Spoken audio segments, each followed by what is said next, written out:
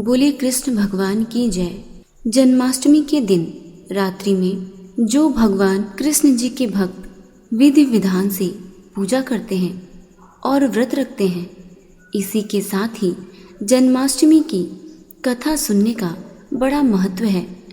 मान्यता है कि इससे जातक के जीवन के सभी दुख दूर होते हैं और जीवन में सुख समृद्धि और खुशहाली आती है। तो चलिए सुनते हैं जन्माष्टमी पर श्री कृष्ण की जन्म कथा। पौराणिक कथाओं के अनुसार माता देवकी राजा कंस की बहन थी। कंस को सत्ता का लालच था। उसने अपने पिता राजा उग्रसेन की राजगद्दी छीनकर उन्हें जेल में बंद कर दिया था और स्वयं को मथुरा का राजा घोषित कर दिया था। राजा कंस अपनी बहन देवकी से बहुत प्रेम करते थे।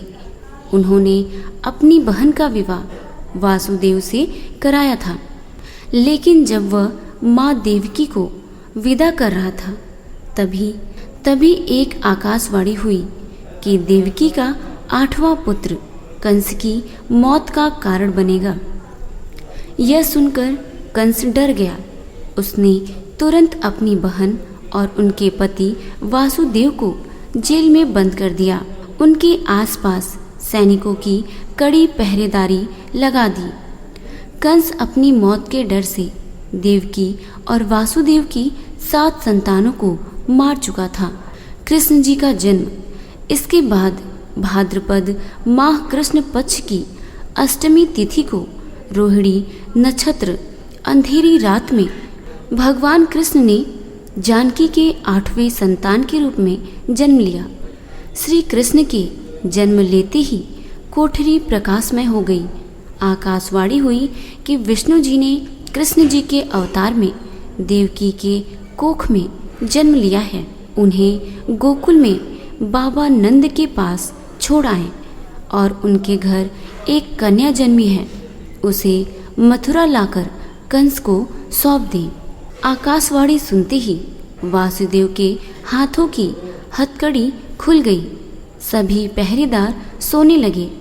कान्हा ने एक टोकरी में बाल गोपाल को रखकर सिर पर रख लिया और गोकुल की ओर चल पड़े।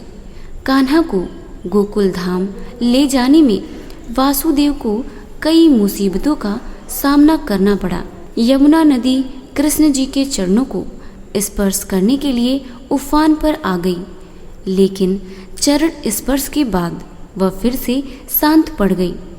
वह कान्हा को बाबा नंद के पास छोड़ आए और गोकुल से कन्या को लेकर वापस लौट आए। जेल अपने आप बंद हो गया और उनके हाथों में हथकड़ियां लग गई। कन्या की रोने की आवाज़ सुनते ही सभी पहरेदार उठ गए। कंस बंदीगृह आया। वह कन्या को देवकी और वासुदेव की 8वीं कन्या समझ उसे मारने चला, लेकिन वह आकाशवाणी में उड़ गई और फिर से आकाशवाणी हुई कि कंस को मारने वाला अब इस दुनिया में पैदा हो चुका है। बाबा नंद और उनकी पत्नी माँ यशोदा ने कृष्ण जी का पालन पोषण किया। राजा कंस ने कृष्ण जी का पता लगाकर उन्हें मारने की खूब कोशिश की, लेकिन कंस की सारी कोशिशें विफल हुई और कृष्ण जी को कोई मार नहीं सका। अंत में श्री कृष्ण जी ने कंस का वध किया। राजा उग्रसेन को फिर मथुरा की राजगद्दी सौंप दी। इस तरह से जन्माष्टमी की व्रत कथा पूरी हुई।